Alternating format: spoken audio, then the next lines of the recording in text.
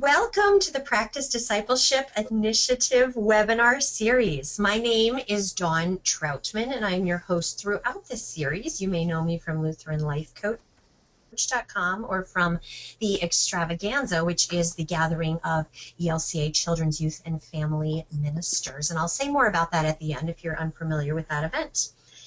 This initiative is a dynamic partnership between the ELCA Youth Ministry Network, the ELCA and its youth gathering, and ELCA seminaries and colleges. Practice Discipleship offers leadership development for the sake of faith formation. The theme for this year is Frame. This is the last of 6 webinars for 2014 that focus on Lutheran theology, ministry theory, and practical skills relating to our theme.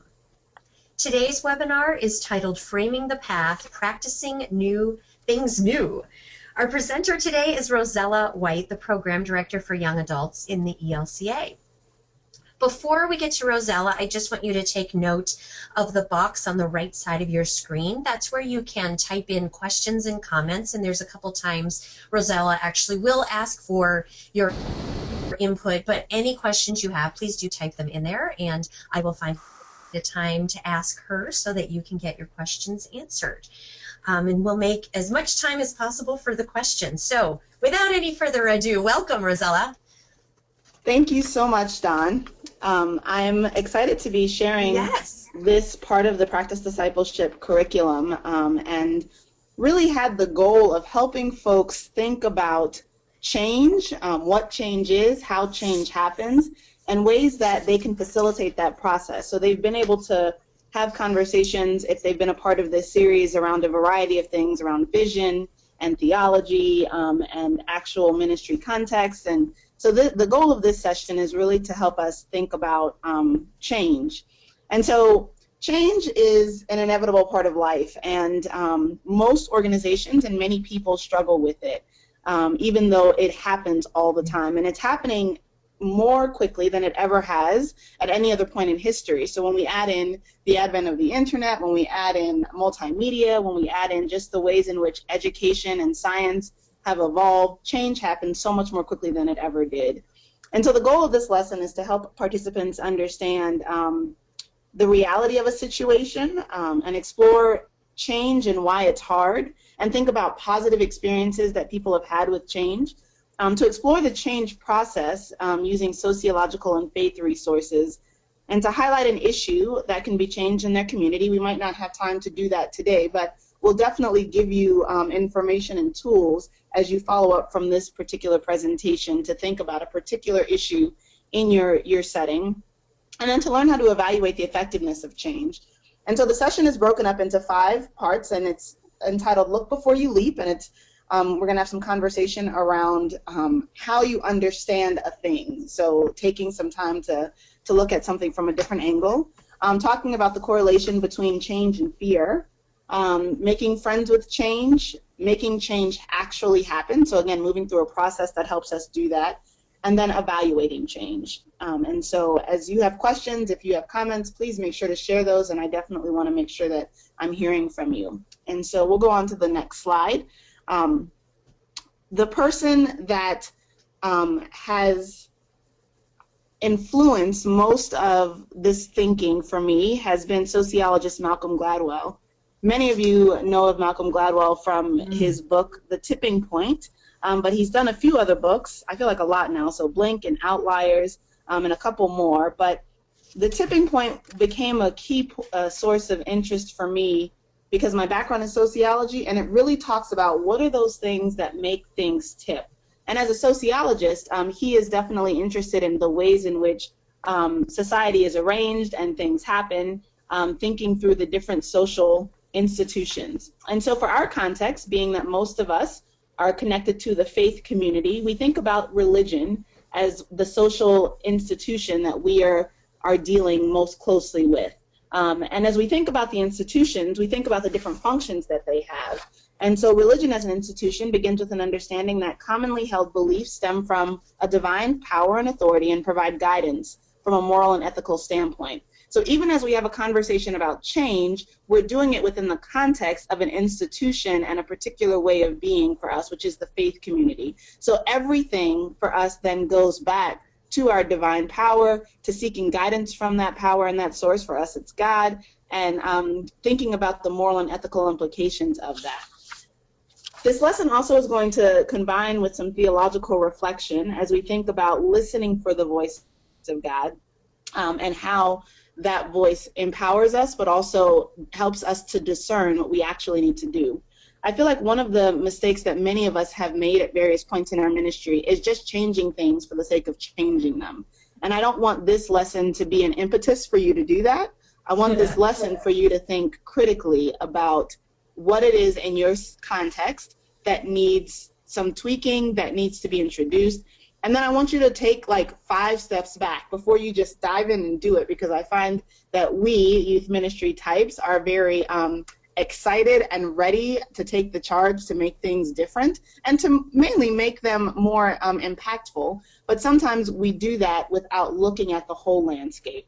So combining both the sociological inquiry and kind of Malcolm Gladwell's way of thinking with some theological and biblical reflection will emerge with a way to actually think about change and how that happens.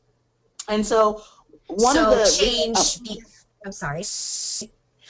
I'm just recapping. You're meaning change in order to meet an actual need, and then don't just jump in, but make a plan before you do it. Exactly. Okay. Awesome. Thank you. And I am someone who is an innovator, and I think that I am the person that I'm talking to right now because I like to just change things. I like to shake things up. But in the various roles I've found myself, I've been in ministry now for 12 years. I've recognized that that's not always the most helpful and effective way to meet the needs of the community that you're serving. And so this is really about reflecting and taking the time to take a step back, and then proceeding with an actual vision and action items that will get you to where your desired goal is. So one of the resources that the initial presentation had was a video that Malcolm Gladwell did. So I would encourage everyone, when you get a chance and when the PowerPoint is posted, the link will be there. It's The Unheard Story of David and Goliath. It's a TED Talk that Malcolm Gladwell did. And the reason that I started the face-to-face session when I did this at the extravaganza last year with this video, I started with this video because it helps us to think about an idea and a story from a very different vantage point. So to just briefly recap what Malcolm Gladwell did with this story, he talked about the story that we understand to be David and Goliath, and we understand David to be, the underdog in this seemingly unwinnable situation. But as Malcolm Gladwell kind of does some both sociological inquiries, some biblical and historical reflection, he starts to present a different way of understanding the story. So it's not just about David, who is this weak person that's been lifted up to do this great thing. He starts to show about some of Goliath's weakness because of his size, that he probably had a particular type of physical condition, because his eyes were poor, and he actually says things in the text that show that maybe he doesn't really see where David is. There's certain things that are drawn out in the story through inquiry that allow us to see that maybe this thing isn't what we've always thought it to be.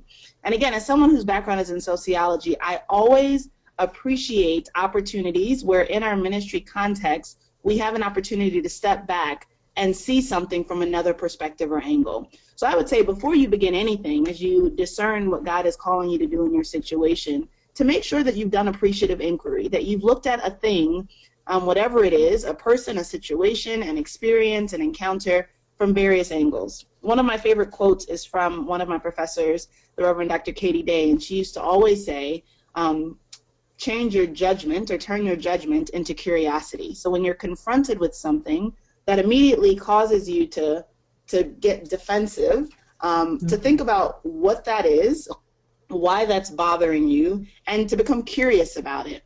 So even as you're kind of looking over your landscape, become curious about that. So one of the things I'd like for you to do, if you're able to respond at this moment, this would be an assignment for you as we engage in these conversations. It's to think about and brainstorm ideas about why change is hard. And so many of us have had negative or difficult experiences with change. And I'm curious to know from your context and in your settings why that change was so difficult. So for me, an example of that has been in a setting where, again, I was trying to do something without being very clear about the history or tradition of something, that I tried to make change or talk about change around something that we talk about was like a sacred cow, but not realizing that people had such emotional and just deep-seated value, beliefs, and connection to that thing which we were talking about changing. And that thing in the context I'm talking about was the acolyte schedule and how that was done. And so people had a lot of connection to the way it was done prior, to family involvement and engagement. And I wanted to introduce a new way of scheduling acolytes using an online scheduling system that could then sync with parents' calendars to help for that. And that became a very big issue. And as I explored what that issue was, I recognized that it wasn't about the online meeting thing. It was about the fact that signing up and doing that process as a family in the context or in the space of the sacristy in the church was almost a tradition for a lot of folks.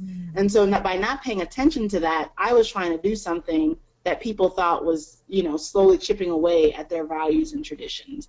So what is an example of a difficult experience that you've had with change? But more importantly, the question is, why do you think that change was hard? Does that make sense, Dawn? It does make sense. So listeners, write an answer into the panel on the right side, and then I will share some of those as they come in. I also think you correctly identified in your story that change was hard because you didn't know enough about the people's values, like what was really meaningful to them, and you just really had to listen more before you made the change. Am I hearing you right?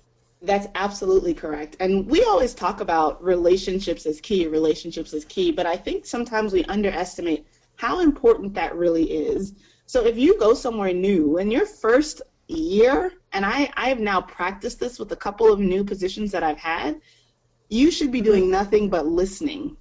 There should be no changing, no introduction of new program, no anything, but just spending time with people and listening to them, seeing what they value, seeing what's important, seeing why this church or community has got them connected. And again, because many of us get so excited and do have a vision that God has given us in a particular space, it's hard for us to take that time. And we sometimes feel like we have to explain how we're using our time. Like, listening is not a valid or good way of working. And I would say, as people of faith, as people that value study and reflection and discernment, that becomes our utmost and goal in the first year, the first experience that we have in a place.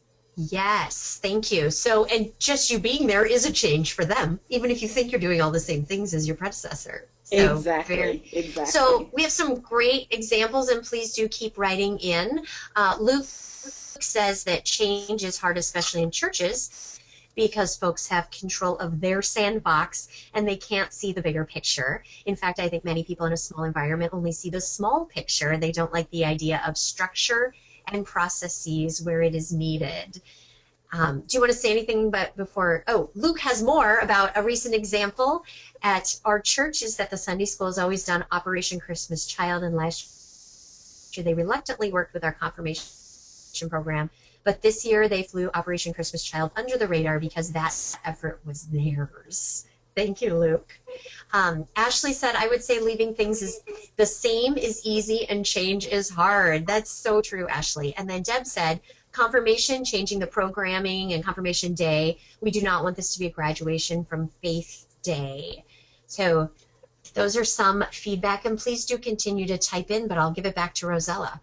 Yes, well, and it's funny, as I hear all of those examples, a lot of times the underlying issue is fear of some sort, right? So with the Operation Christmas Child and thinking about the group that would normally do that, like that becomes their, you know, like their stake, what they do. And it becomes sometimes difficult for us on the outside looking in, because you're right, we get the feeling that they don't see the larger vision. All they see is their particular strand. And part of our role as leaders in communities of faith is to help people see the whole tapestry.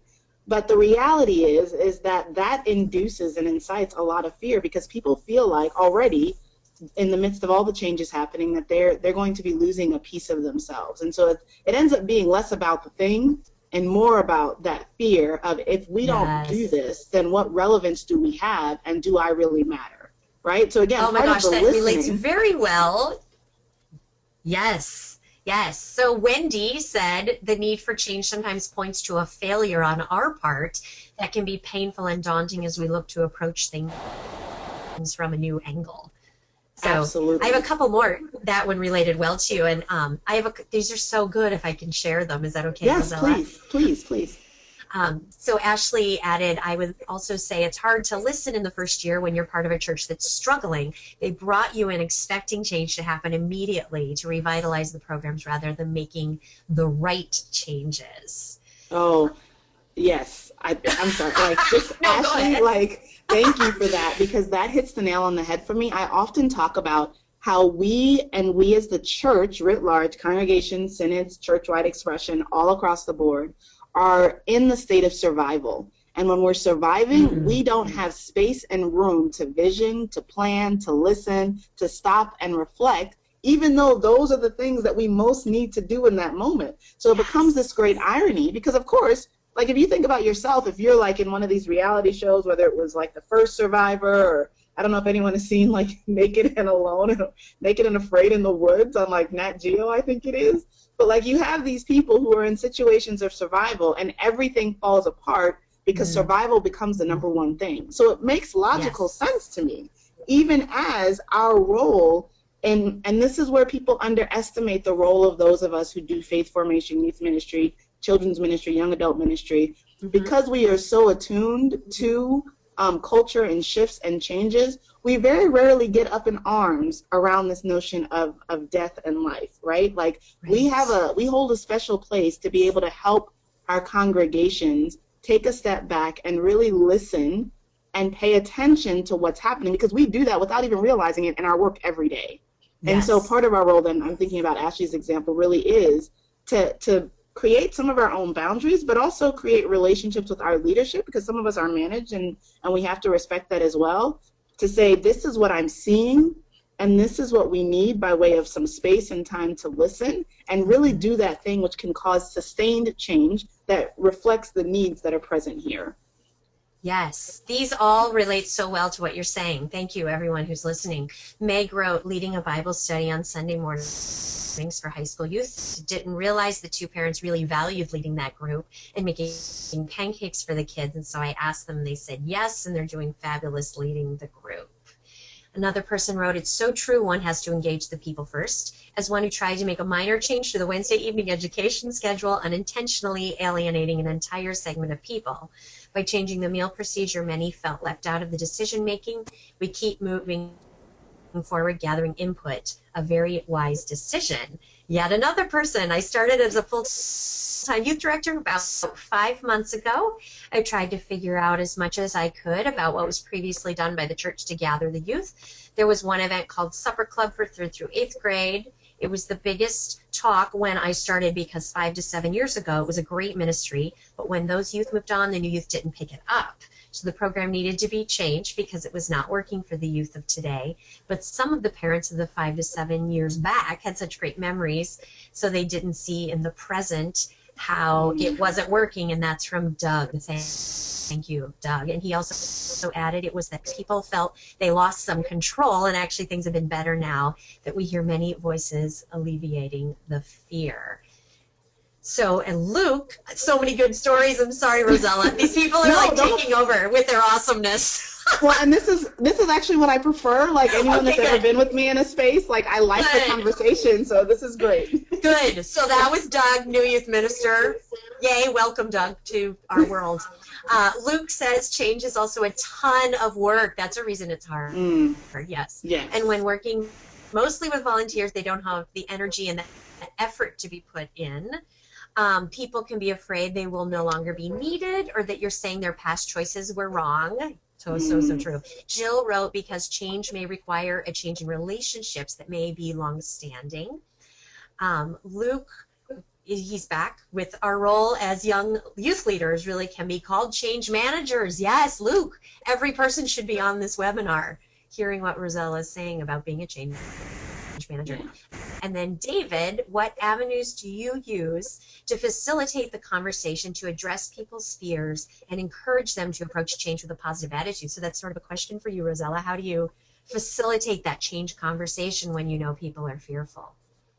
Yeah, so I'm going to introduce a process towards the end, but I would say again, facilitating that process begins with listening and intentional relationship and paying attention for people's gifts and their fears as you're in conversation with them, right? So it's not just a conversation at Starbucks or, if you're invited to a family's home or you're meeting with parents or young people, but it's very intentional listening. Okay, so what is this person saying about this program, ministry, opportunity, experience? What has been their kind of personal experience with it?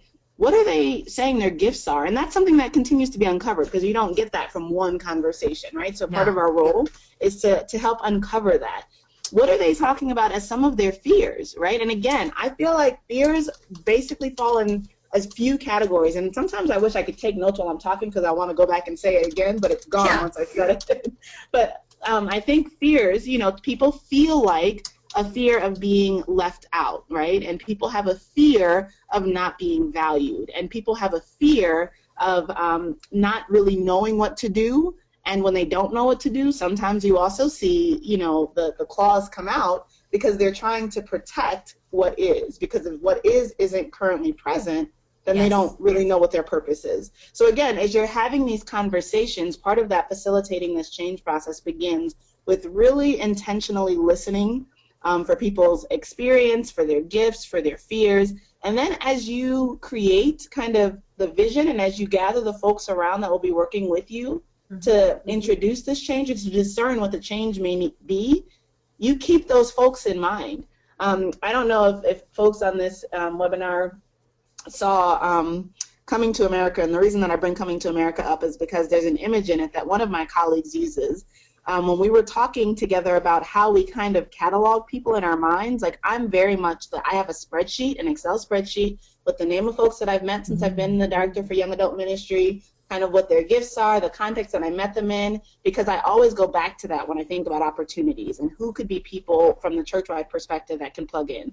My friend, on the other hand, talked about the image in Coming to America where the guy, after they first got to Queens, Eddie Murphy in Arsenio Hall, one of the guys who stole all their stuff comes up with like the jacket with the watches in it, like, what kind of watch do you want right now? And so whatever image or whatever process works for you, you should have a Rolodex of some sort. That's like an antiquated term now, but you should have something that captures the information of the people that you're gathering with. And it might even seem, I don't know if manipulative is the right word, but again, if we are called to be change agents, if we're called to be leaders in our context, we have to be very intentional because it's no longer about being the solo leader. It's all about empowering the body and creating a movement, even a small movement in your context to help make things happen. The other thing I'd say before I move on to the next assignment, if there weren't any other comments, the last thing I'll say about this is that a lot of what you all were talking about requires a pastoral response. And I say that not necessarily saying that the pastor has to respond, but skills that are pastoral in nature. Because again, you're talking about people's kind of deepest fears. So how are you changing your judgment into curiosity? And then how are you engaging folks where they are and providing that support and that care that they need? Because if someone is feeling like they're not valued, it's a bigger conversation, right? It's not about the issue with the particular event that's changing. And so are you in relationship with your pastor so that you can refer folks? What are the tools that you're using for yourself in terms of additional certifications, learning, things like that around pastoral care and support for folks? Because I think that becomes a crucial reality in the midst of this process. So Luke wrote 2 helpful things while you were talking. Pastoral response is so true. He does that all the time. Thank you, Luke. And also that another way to just kind of get to people's gifts is that he uses the Strengths Finder, and framed in the context of biblical gifts and why the body of Christ is called to use their gifts. So in his context, that was highly successful, and he did also find that fear is a big factor. So thank you, Luke. No, that's hugely important, thinking about those tools and resources that help us help people discern what their gifts are. Yes.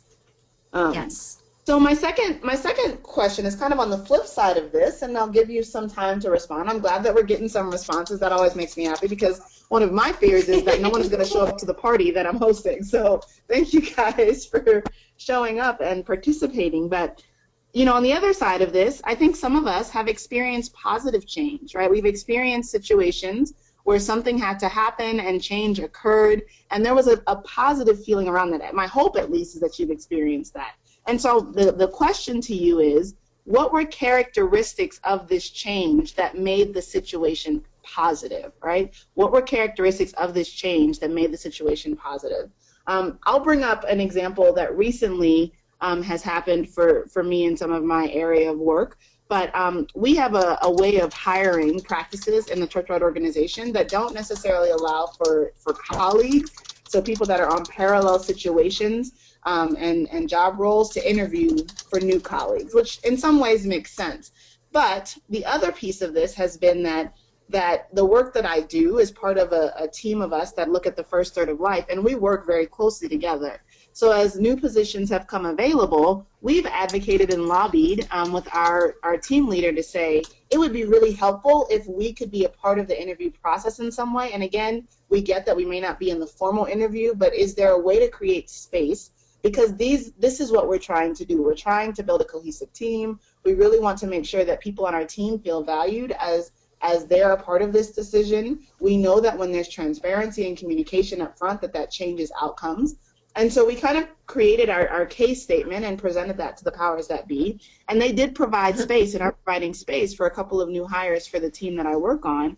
And it's space to engage the candidates in conversation, to have lunch with them, to then provide debrief time after the formal interview, and then our commentary and thoughts will be included in kind of the ultimate decision.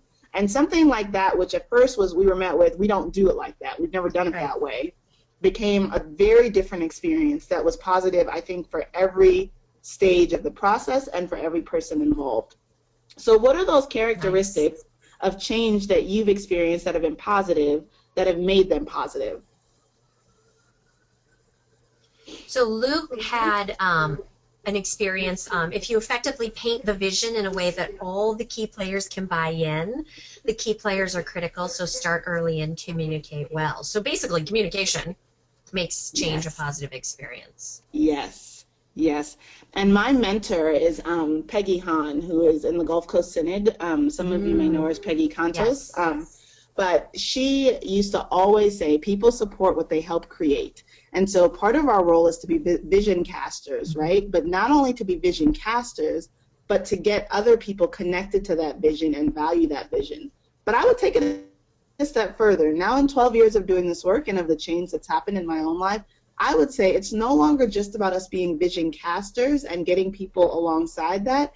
It's about helping them themselves be vision casters, right? So there was one way of thinking that in order for us to get things moving, like I'm the visionary, I come in, I sell it, I spend time getting people on board, people see the vision as part of their own, and then we kind of all go from there. I think that that's very helpful and appropriate in situations, but in some situations, part of it is at the very beginning empowering people to cast their own vision. So for whatever change this is that you're making, asking the parent, asking the young person, what is your vision for the way that we could do life together in this setting? And based on what you have experienced, then how does your gifts play into this? And then our role becomes to be, again, the connector of all of that, right? To take all of that and put that together to have an emerged vision that everyone can take ownership of because they actually helped create it. Yes. Yeah. So Sarah wrote for a characteristic that's made change a positive experience. She said being open to excellent failures. I love it. Being open to changing things that are not working while maintaining what works. And knowing that only failure in change is when we aren't open to learning. Thank you, Sarah. And then Ashley, that's so good, isn't it? Ashley, I think if your attitude is positive, it helps sell the new idea. After you have built trust with the families, they will trust your ideas if you feel strongly about them. Yes, that's that building strong relationships. It comes back to what you had said before. Thank you, Ashley. Well, and just as a side note, so I was voted most likely to quote pop culture in a sermon and when I was in seminary because I love pop culture and video references. And so I almost feel like maybe this is a bit extreme, but I think about any of us who are gladiators for Scandal and for Olivia Pope, we would follow her over a cliff, right? And there is something so amazing about how that works in that space. And not that you want people to follow you over a cliff or even resort to illegal activities, as happens on Scandal, but there's something to be said about inciting people's excitement and their commitment and dedication. The difference being, though, instead of being committed and dedicated to you or to Olivia Pope, we're committed and dedicated to a larger vision, and that vision that we've helped create. And I think that is a slight tweak that many of us could make, and also one of the reasons why so many of our ministries become non-sustainable, because we are so person-focused and centered. Right. Well, and Apple does that, right? They have all kinds of people singing the praises of those computers separate from the company. Yes, and separate from the people. Yes. Exactly, yes. And clearly the leader is gone and people are still loyal. So, yes, they send a strong vision. So I want you all, as you continue to think about this, even after this webinar, think about those situations that you've had where you've experienced positive change and what made that positive. I often believe in the practice of making lists. So like for this exercise, it was the list of those things that were negative, the list of those things that were positive, because it helps you then kind of rate yourself against that, right? So whatever the situation might be, what are those things that you kind of want to avoid because you know it's not helpful? It's not helpful to just introduce something without talking to folks. It's not helpful to just make a pronouncement about what will be, but it is helpful to do one-to-one, to listen to people on an individual perspective or basis. It is helpful to communicate clearly. It is helpful to get people involved at the front end. And then to make sure you're practicing that in the different areas of your ministry. So again, it seems like fear tends to be an underlying issue for many people when confronted with the unknown or when they are asked to think about things differently. And as I mentioned earlier, we are in a time where change is so rapid that this fear can literally be paralyzing and cause movements and ideas to stall. But as people of faith, we are encouraged numerous times in Scripture to be not afraid. This phrase or some variation of it can be found at least 100 times when doing a search of the Bible. This assures us that God knows that we will be fearful, but that we are not alone in this fear and that our faith leads us through the fear. So one of the things that I lifted up in this session is just looking at different texts. And I'm going to read some of these texts to you. They're short texts. They'll be available in the curriculum as you're doing this. But I would encourage you also to think about when you engage a group and when you start thinking about change and looking at the change worksheet, which I'm going to talk through and then make sure you have copies of, that you are able to ground that in a place where people can see themselves and see it connected to the larger story. Someone had made the comment, it might have been Luke earlier, about the vision, like how people can't see the larger vision because they're so focused on the day-to-day. And I think this is where Bible study and biblical reflection becomes hugely important, because those two things help us see that we're a part of something larger than ourselves and that we're actually called to think outside of ourselves. So the first text, and many of these will be familiar to you, and these are snippets. You can do whole Bible studies around these texts themselves. Was from Exodus 14, verses 13 and 14. Moses answered the people, "Do not be afraid. Stand firm, and you will see the deliverance the Lord will bring you today. The Egyptians you see today you will never see again. The Lord will fight for you. You only need to be still." A reading from Joshua, the first chapter, verses 7 through 9. "Be strong and very courageous. Be careful to obey all the law my servant Moses gave you. Do not turn from it to the right or to the left, that you may be successful wherever you go. Keep this book of the law always on your lips. Meditate on it day and night, so that you may be careful to do everything written within it. Then you will be prosperous and successful. Have I not commanded you? Be strong and courageous. Do not be afraid. Do not be discouraged, for the Lord your God will be with you wherever you go." A reading from the 23rd Psalm, verses 4 and 5. "Even though I walk through the darkest valley, I will fear no evil, for you are with me. Your rod and your staff, they comfort me. You prepare a table before me in the presence of my enemies. You anoint my head with oil. My cup overflows. Surely goodness and love will follow me all the days of my life, and I will dwell in the house of the Lord forever." A reading from Luke, chapter 1. In the 6th month of Elizabeth's pregnancy, God sent the angel Gabriel to Nazareth, a town in Galilee, to a virgin pledged to be married to a man named Joseph, a descendant of David. The virgin's name was Mary. The angel went to her and said, "Greetings, you who are highly favored. The Lord is with you." Mary was greatly troubled at his words and wondered what kind of greeting this might be. But the angel said to her, "Do not be afraid, Mary. You have found favor with God. You will conceive and give birth to a son, and you are to call him Jesus." A reading from John, chapter 14. All this I have spoken while still with you. But the Advocate, the Holy Spirit, whom the Father will send in my name, will teach you all things and will remind you of everything I have said to you. Peace I leave with you. My peace I give to you. I do not give to you as the world gives. Do not let your hearts be troubled, and do not be afraid. And finally, one of my favorites, a reading from 2 Timothy. For this reason, I remind you to fan into flame the gift of God, which is in you through the laying on of my hands. For the Spirit God gave us does not make us timid or afraid, but gives us power, love, and self-discipline. I read all of these, and I'm realizing I don't think I've ever read those many scriptures back to back to back. But we read all of those, and there are more that we could find. And this is what I love about using this process and thinking about this biblically and theologically. There is something that our faith and our God tells us about fear. And again, it's not that we will not be afraid, because we will be afraid, but it's this constant reminder that God is with us, and that remembering whose we are and the purpose for which we were created helps embolden us for service. And God sends people for us to walk with. And so I think about, again, the pastoral response to those issues that we face when we're trying to introduce change. And thinking about, if we understand that the main underlying issue is issues of fear, then how are we helping people to see themselves as part of God's story in this larger narrative, and helping them be encouraged by that, but also recognize that fear is real and that we can't just gloss over it, because we will do so and it will be to our peril.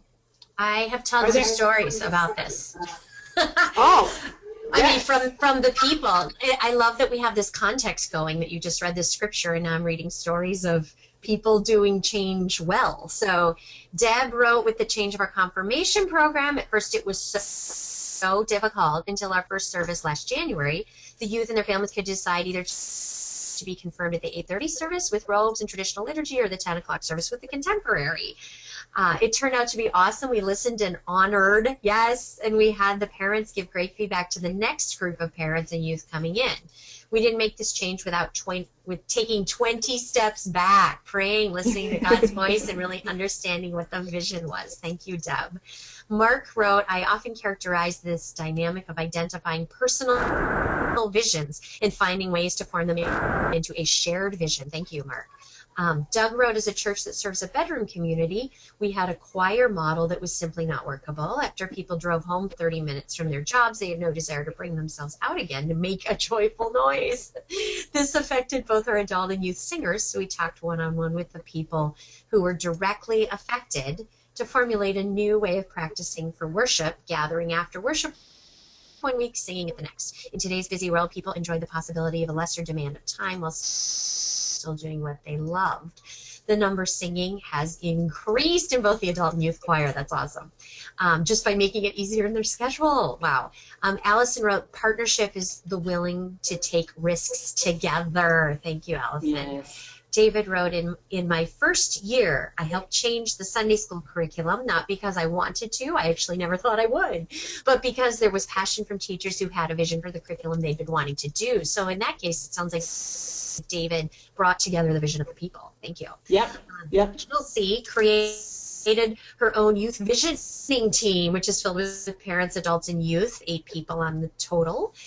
And during the first meeting, we just went through a strengths finder, that was already mentioned, I love that, and found what our strengths were. So we understood each other as well and bonded as a team. And then we discussed a vision for the youth ministry at Grace. So Luke and Kelsey, you're on the same track in all the best ways. Deb wrote, if you have a passion for God's love and what he is calling you to do, you put on the mighty armor and it's easier to go into battle. lead to the cliff, as you were saying, and God will get you on the other side. So thank you all, and do keep writing in. We love your feedback. Yes, thank you. We're going to go to the next slide, but we're going to just talk about it briefly because you can go back to it. One of the things that I wanted to lift up was the baptismal covenant that we say and that we adhere to when folks are baptized into the life of the community, into the life of the kingdom of God. And I use this because for me, as I was preparing this lesson, this whole covenant is about ongoing and constant change. Living requires changing. Hearing the God's word and sharing in the Lord's Supper means that you are constantly being transformed. Proclaiming the good news of God in Christ through word and deed means that you're doing this as old as time, like you're sharing the gospel, but you're doing it in different settings and different ways. Serving all people, again, how you do that changes depending on your context. And the same to be with striving for justice and peace in all the world. So our promise to fulfill the baptismal covenant provides the foundation for why we are change agents. In the sacrament of baptism, we make promises to constantly seek transformation that is spirit-led and God-ordained. In order for change to come about, especially faithful change that seeks to honor the God story, we have to make friends with change. And so not only do we as leaders have to be comfortable with the uncomfortability of change, but we have to help the people that we're called to serve and be in relationship with see the way that change is an integral part of life and that it actually constantly can lead to new life depending on how we engage that. And so on the next slide, like I said, one of the resources for me when doing this work was Malcolm Gladwell and his book, The Tipping Point.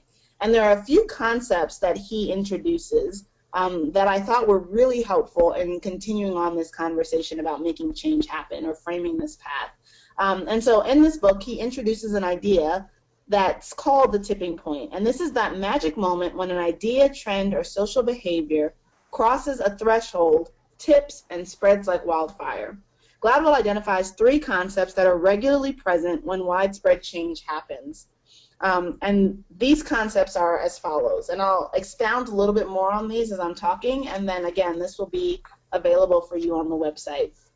So the first concept is the law of the few, and this concept suggests that success and change is dependent upon a few people with a specific set of gifts. These individuals can fall into three categories, and again, these are generalizations, but even in my work, I see how these play out, particularly when things happen and happen well. So one of the types of people are called connectors. So these are the people who know many others and specialize in making connections across networks. They have the gift of bringing people together, not just about how many people they know, but it's also about the kinds of people they know. So it's not about the person that has 3,000 friends on Facebook. It's about the person that has the friend and then that has the friend that can make the thing happen that you need to make happen and has the relationship to ask the friend to make that thing happen. And so you always want to think about, as you're putting together your team of change agents, we'll call them, who are the connectors and how are you helping or how are you drawing on those gifts that they have in terms of making connections and asking the right people to do the work that's before you. The second kind of folks he described as mavens. And so mavens are people who are information specialists and accumulate knowledge, but are also able to share this knowledge using various mediums.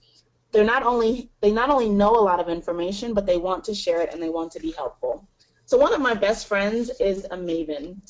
This is a woman who is a blogger in the mental health community, postpartum depression she struggled with and has blogged about, but she is also someone that takes time to learn about everything and anything. When I tell you this woman knows every type of vitamin that I need to take for a natural remedy, when I tell you that she knows where to find the best deal and how to get the best things for your money, like this woman just has this information and she wants to share it. And I've met other people like her. And so thinking about those folks as you, again, put together this team. And finally, he lifts up people that are just known as salespeople. So these are folks who are persuaders and have powerful negotiation skills. They're able to get people to look beyond the words that they are using, and they gain an affinity for an idea based on their relationship and nonverbal cues that the salesperson is connecting. So these are the folks that can close the deal, right? So you're talking about making change happen. You've taken the 2 or 20 steps back. You're going to engage the process that I'm going to share in a second. And then you're going to need some people to help sell that, right? And so who are those folks that are a part of this team? The second concept that Gladwell lifts up is the stickiness factor. And he suggests that the content of the change has to have a memorable factor in order to make a lasting impact. People have to connect on a visceral level with the change being put forth. Stickiness is about quality and an idea's impact on people's lives, and it inspires people to act. And again, you will know and become aware of the stickiness factor if you have taken the time to listen and listen intently in your community. Because by then, you will have an idea of what it is people are truly seeking. So something becomes sticky, again, when it speaks to the heart of a person and they see themselves. So I just did a process with the Milwaukee Synod with a group of churches that are looking to do a cooperative young adult ministry. And part of that process for us was beginning with visioning and mission and kind of core values and what they were going to be about. And so I said, you know, have you all listened in your community and context? And they have done some of that. And I said, well, what are you hearing? And the thing that kept coming up over and over again was community, community, community, but community that had certain markers. And so I said, that becomes your selling point. You have got to create a community that meets the needs that people are expressing, and that's going to stick, right? That's not going to be, we just want a contemporary worship service, or we just want an opportunity to fellowship. Like, people are seeking deep community. So thinking really clearly about the needs and then how you address those needs as you create this change. And then the last concept is the power of context. So this suggests that change in behavior are strongly influenced by environment. Behavior is a function of social environment. There are physical things that we can change in a situation that leads to change happening. This also involves a skillful use of group power. And so I think a lot about, again, my background being sociology, and not just being aware of the people, but of the circumstances and context that make for certain decisions to happen. So one of the things that I've done recently, I'm a part of a group within the church-wide organization in my unit that is, we're calling ourselves Champions for Creating Healthy Communities, because that has been kind of the banner that our executive director has laid out for our work. And so part of our mandate was to address some concerns and issues that are leading to dis-ease and unhealth in our community. And so one of the things that we decided to do was, we're calling it Monday morning huddles. And we went back and forth of if we were going to have a Monday morning meeting and go to a meeting room and sit around a table, or if we would have our executive director lead it, you know. But when we stepped back and thought about what we heard that people felt disconnected from what's happening, and that also people didn't have a lot of time. And so we did some research, and we came up with an idea and a format that is a 15-minute opportunity to gather together for a brief devotion, sharing of what's happening that week, and sharing an affirmation. But the trick is that we do it standing up. Like, we've manipulated our environment. So we're not asking people to come into a meeting room. We're gathering around one of the large counter areas, which is kind of our gathering space in the office for our unit. But we're doing it in such a way that people come, they bring their coffee, they stand, and then they keep talking after we finish. Like, it's not, we've changed the environment so that we're gathering them together to meet a need that was present, but we're doing it in a different way. And so I like these, of course I like these because I'm talking about them, these concepts, but I really feel like they provide a really good framework for how we think about who's involved, about what we're doing, and about how our environment can be manipulated or needs to be paid attention to in the midst of that change. I don't know if anyone has written any comments or questions. I feel like I've talked a lot at this stretch, but definitely want to make sure I give room if there are some questions or comments, Dawn. We are pretty caught up on the comments, but my comment is I love this stuff, so I'm so glad you are speaking to it in a religious setting. Thank you, thank you, thank you. We need this. Oh, thank you. So the piece of this process on the next slide that really kind of helps us think about how we actually do this. I have basically taken our faith practices that the ELCA lifts up, and then overlaid them with some questions and a way to think about change. So in my mind, the first thing that you do as the leader is that you engage in listening, right? You listen to your senior leaders, you listen to your staff colleagues, you listen to folks in the community. Who are the people that other people tell you need to talk to? So you kind of do you plot the landscape, you see who the players are, what's going on, And you actually do what community organizers call a power analysis. And so I might have to find you some resources so that you can also have that. But the idea behind a power analysis is really to look at the landscape, look at who's in charge and who does what, and who do other people look to, because those are the folks that you need to be connected with.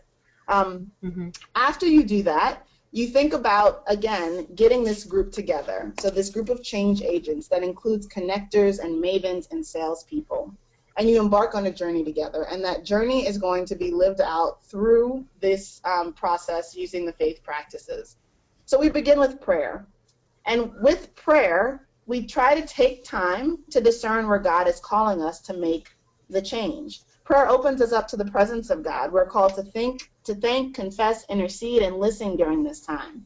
We take the time to discern where and how God might be calling us, and it's helpful to think about the mission and vision of our community and discern how well actions line up with stated values. So this is really a reflective process, and I think there are a variety of resources that can help you through that, whether it be group-led devotional times, whether you have a vision or mission statement already and you're trying to do something within that larger context, spending time reflecting on that and thinking about how actions are lining up with it.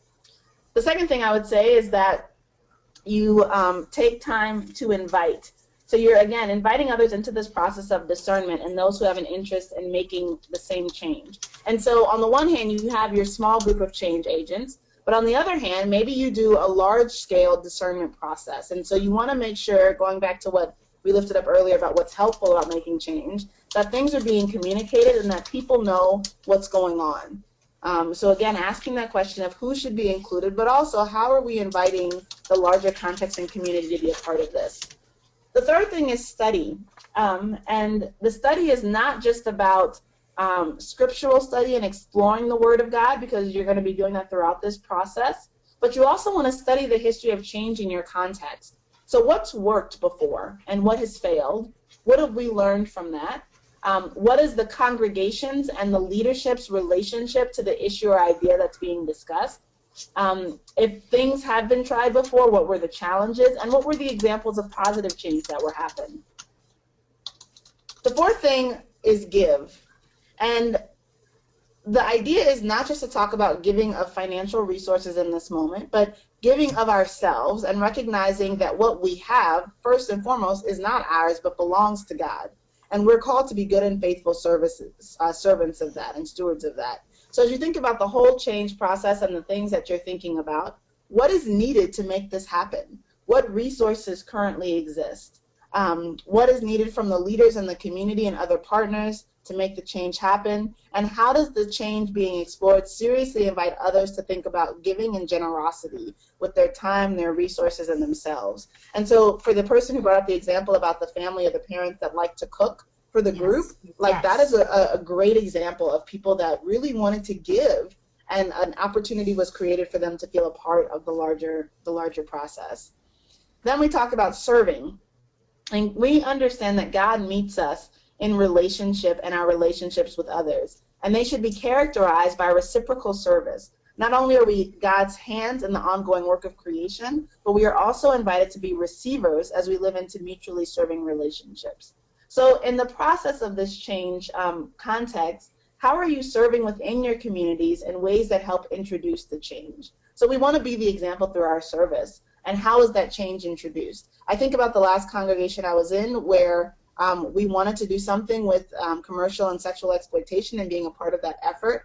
And so the leadership team took the time to engage in a learning series for themselves and to volunteer at a facility so that they were serving and understanding that process before they invited the congregation to do the same.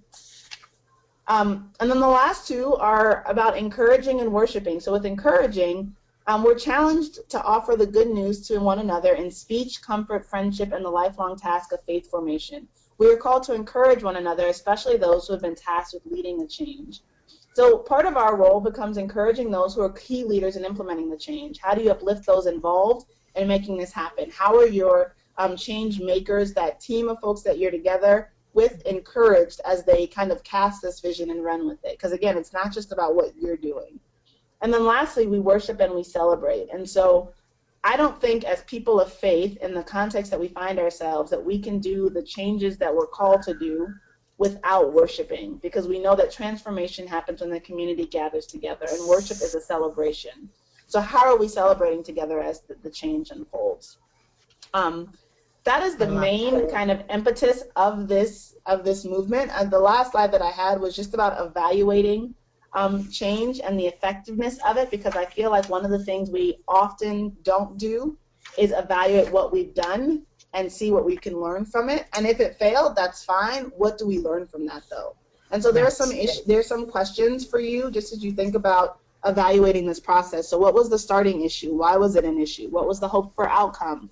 What was the strategy for ushering in change? Did the change happen? Why or why not? And what kind of change actually happened? Because maybe a change happened that you weren't anticipating. And then what was learned in the process? And so evaluation is key in making all of this kind of come together. And so I have the Making Change Happen discernment worksheet that kind of provides space for questions to be answered if you're working with a team, that I'll make sure to get over to the folks on the Practice Discipleship website, so that's added to the curriculum in PowerPoint. Wonderful. So those links will all be there, and we usually get those up within 24 hours. They're also posted on the Facebook page. I just wanted to add in from Luke that, first of all, he's loving it also. And I'm sure there's others out there that they just haven't written it in. I love it. But he wrote about the 7 Habits of Highly Effective People by Stephen Covey. Habit 5 is seek first to understand, then to be understood. That's the listening aspect. And I'm noticing you started with listening and you're sort of ending with listening in terms of this evaluation process, right? You're looking at what happened and talking to people. Again, it starts and ends with listening. Wonderful. Yes. And it's so important, because that is where we really are able to hear. Awesome. Do you have any final comments? We're almost to the end of our time, and I want to respect people's time, but I just want to allow you to have the last word, and then I'll make a couple announcements, and we'll be done. I would just say, again, I feel like the role of the youth minister has been evolving, and those of us that are committed to first third of life ministry, I think our gift is that we work with folks at a hugely transformational and transitional stage in life. And there are lots of schools of thought and ways of being that we can embody that not only support and aid the work of the context that we're in, but also support and aid the work of the larger community. And so thinking about those other tools, whether it be sociology, anthropology, whatever the humanities are, like really thinking about the intersections of those things with the work that you're doing, as it's grounded also in the theological reflection and the faith that we profess. And so this is just one attempt at thinking about how those things can come together to actually make a difference in the communities that we serve, and not again for the sake of making change for change's sake, right, but for doing it because of a larger vision and because we want to have the deepest, most meaningful impact. So thank you. I love it. I love it. And Deb actually added, thank you for a great time. She loved the evaluate change right at the end. As you mentioned, it is not done enough. So thank you for being here overall. Thank you so much for your time and your research that went into this, Rosella. Thank you. Thank you very much. Yes, thank you. I know there's a funny pause in our communication system here. A couple quick reminders. This webinar, along with all the others in this series, is being recorded, and it'll be archived. We mentioned it a couple times on the Practice Discipleship website. That's practicediscipleship.org. That will also have a link to the TED Talk that Rosella mentioned, as well as the worksheet that she mentioned. Please download it and pass it along. This is not an insider thing. It's for volunteers, church councils, adult forums, your colleagues, anyone who might benefit. This is a resource for them. You can also download from the Practice Discipleship site videos and curriculum from previous years to use in your congregation and networks. There is so much good stuff there. Each synod in the ELCA has a Practice Discipleship coach who's been trained to offer seminars on these webinars locally in your own synod. Training events are posted on the website, so you can keep checking back for updates. You can also find event dates on the network app for iPhone and Android. There it is. The free app gives you anytime access to videos, network news, calendar of events, and they even have an interactive prayer wall, which is very interesting and useful and supportive. You can follow us on Facebook and Twitter, as I mentioned. The Facebook page, you can search for Practice Discipleship Initiative. On Twitter, they are at ELCAPD, as it's written there on your screen. You are invited also to the 2015 Extravaganza in Detroit. This is the event that I mentioned earlier. The Extravaganza is the annual gathering for adult leaders in children's, youth, and family ministry. There are inspiring speakers, challenging workshops, great music, networking, and renewal. This year's theme is story, and that will carry over into the 2015 theme for Practice Discipleship. So the writers for the 2015 Practice Discipleship curriculum will be presenting their sessions live during the workshop times at the Extravaganza. So you can find out about all of that on the network website, which is elcaymnet.org/E2015. So we are done for this year, but join us again in January when Practice Discipleship launches this 2015 theme that I mentioned, story. There's details at practicediscipleship.org. So thank you again for joining us, and we will see you in January. Have a great day. Goodbye.